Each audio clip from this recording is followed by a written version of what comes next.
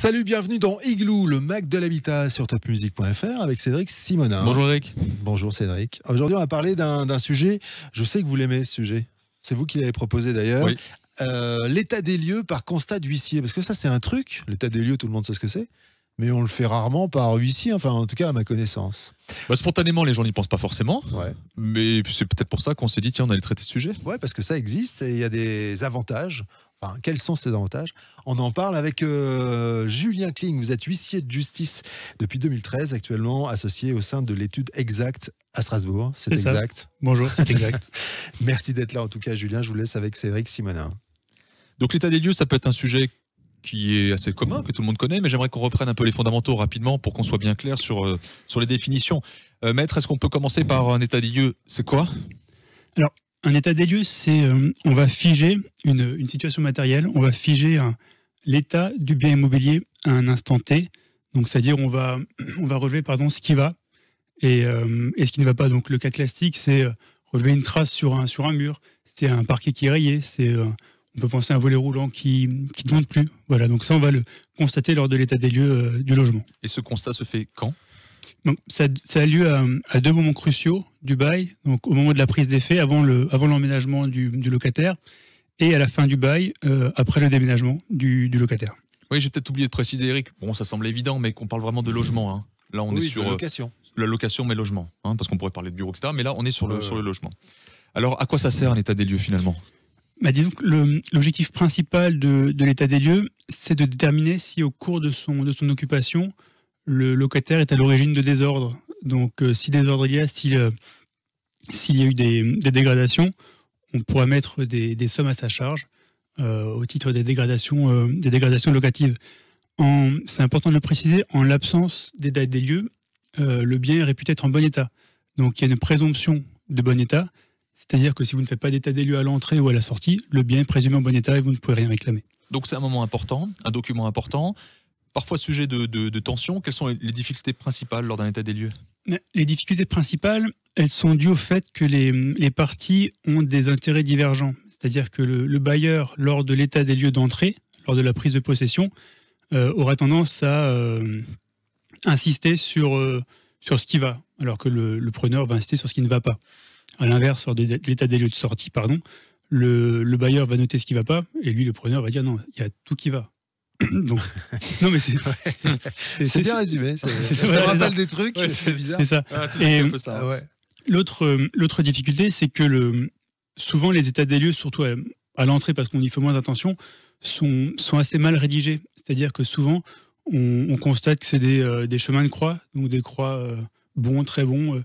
Des fois, on ne sait pas trop où les mettre, alors on les met au milieu, il n'y a pas de photo. Donc après, pour faire un comparatif entre l'avant et l'après, on ne s'en sort pas parce qu'on ne sait pas comment c'était avant. Donc pour déterminer comment c'est après, s'il y a des dégradations, on n'arrivera pas à s'en sortir et on ne pourra pas imputer les éventuelles dégradations au début, à l'entrée. Alors cet état des lieux, il peut être réalisé par qui? Donc l'état des lieux peut soit être fait directement entre les parties ou alors par un professionnel comme un huissier de justice. Alors quand est-ce qu'intervient justement l'huissier de justice? L'huissier peut intervenir aussi bien de manière amiable, donc à la demande de l'une ou des deux parties qui s'entendent. Il y en a un qui ne peut pas être là, qui veut se faire représenter directement par les parties. Ou alors, donc là, comme le disait Cédric Simonin, dans le cadre d'un bail d'habitation principal, donc loi de 1989, si les parties ne se mettent pas d'accord pour signer un état des lieux à l'amiable, dans ce cas-là, en cas d'échec, l'intervention de l'huissier devient obligatoire et la partie la plus diligente devra solliciter un huissier qui convoquera les parties avec un préavis de 7 jours et qui ensuite dressera son procès-verbal de constat. Concrètement, ça arrive souvent, ça? Que des gens, pendant l'état des lieux, le propriétaire dit non, c'est en bon état, le locataire dit non, c'est en mauvais état, on ne se met pas d'accord. C'est presque la majorité des cas. Si on fait appel à un huissier, souvent c'est parce que c'est à titre curatif, on va dire. C'est parce qu'il y a déjà eu un problème avant. Non, mais c'est quelque chose de régulier, Non, c'est très fréquent. Vous êtes souvent appelé pour ce genre de cas? C'est très fréquent. Très fréquent. Ça permet d'avoir une certaine neutralité déjà, et puis ça met tout le monde d'accord. C'est une sorte de médiation, si je peux m'exprimer. C'est ça. Ainsi, Oui, parce que le futur locataire peut très bien dire écoutez, au revoir. Et puis voilà. Non, mais l'intervention principale, c'est quand le locataire ne vient même pas. C'est-à-dire qu'il remet les clés dans la boîte aux lettres et ciao. Ah, pour la sortie. Par exemple, Ah, l'état oui. des lieux de sortie, c'est souvent le cas. On a plus souvent d'état des lieux de sortie que d'état des lieux d'entrée, alors que faudrait presque faire l'inverse, parce que l'état des lieux de sortie, on voit que c'est pas bon, alors qu'à l'état des lieux d'entrée, c'est important d'avoir un bon état des lieux d'entrée pour savoir ensuite s'il y a eu des dégradations ou pas. Alors maintenant, si je choisis un huissier, quelle est la plus-value de l'huissier lors d'un état des lieux? La plus-value, c'est que c'est un professionnel qui est rodé à l'exercice. On en fait peut-être pas quotidiennement, mais presque. Il est objectif et impartial, c'est-à-dire qu'on ne sera pas l'huissier de telle ou telle partie.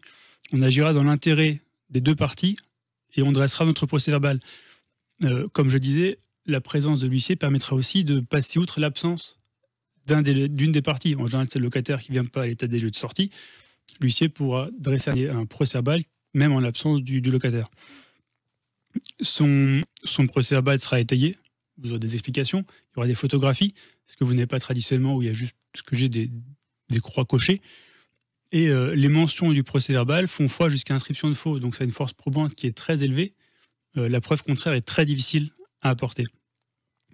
Et comme le disait Cédric Simonin, il a aussi un rôle de médiateur, c'est-à-dire que les parties ne sont plus face à face, mais parlent à l'huissier. Donc il y a plus ce caractère de conflit de face à face. Et alors, quelles sont les limites alors après à cet état des lieux réalisé par l'huissier? Les limites, c'est que l'huissier n'imputera pas la responsabilité des dégradations. Lui va se contenter de voir l'aspect matériel, comment est le logement lors de son passage, mais c'est pas lui qui fera l'avant-après. Imputer les dégradations, ça sera soit entre les parties directement, ou alors par le juge s'il n'y a pas d'accord sur les dégradations locatives. Donc là, on a bien compris les avantages de passer par un huissier, de tranquillité essentiellement. La grande question, c'est combien ça coûte? Est-ce que vous pouvez nous donner des ordres de valeur, des ordres de grandeur, pardon, quelques exemples? Il y a deux cas différents. Lorsque l'huissier intervient à l'amiable, à la demande d'une des parties, le coût est libre, c'est-à-dire que ça pourra varier d'un office à l'autre. Vous n'aurez pas le même coût. Ça varie en fonction de la surface, déjà.